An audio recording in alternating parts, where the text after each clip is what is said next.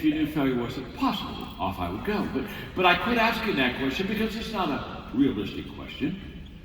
But I'm going to give you one that is realistic, that you can really stand on, and it'll help you kind of initiate. And the question is just very simple.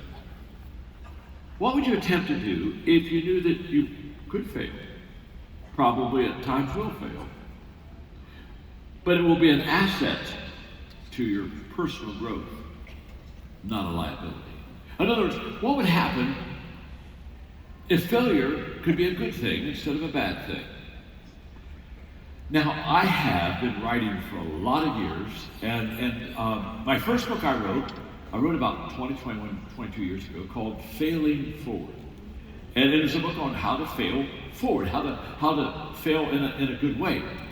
And the story behind the book is, I really wrote it, well, let me tell you the story. We were about 2 weeks before Margaret and I were going to go to see the fjords of Norway.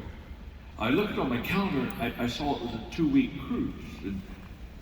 And so I sat down and talked to her. I said, honey, 2 weeks seems like a long time to see the fjords of Norway. Now, I'm a person of faith, and I think God created heavens and earth in 6 days. We're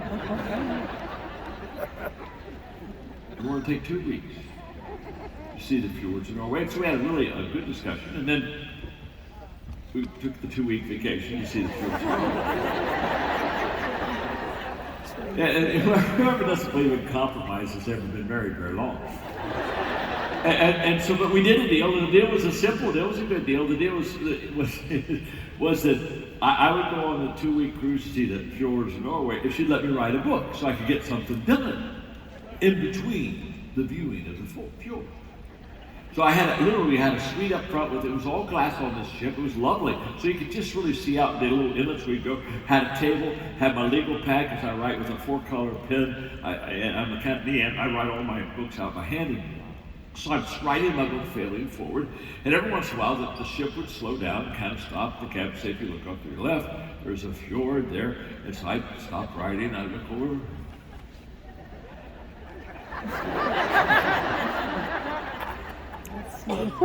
Distraction. Wow.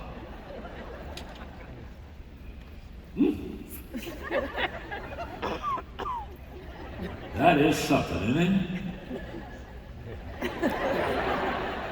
We'd go maybe 30 minutes later, we'd stop again and say, look over here to your right, there's a fjord, and I'd stop writing.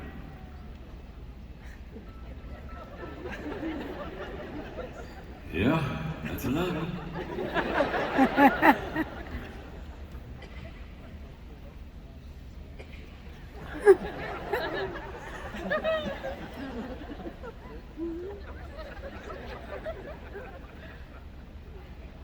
You know what, baby?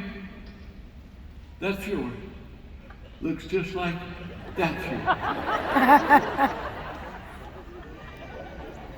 2-week cruise is over. Book is written. 220 pages, legal pages, and I would read it, I would write it, Margaret would look at it and read it as I do. And so now we're going off the ship literally with a rubber band. It's my manuscript around my legal pad of all these pages written. And we're about halfway off the ship.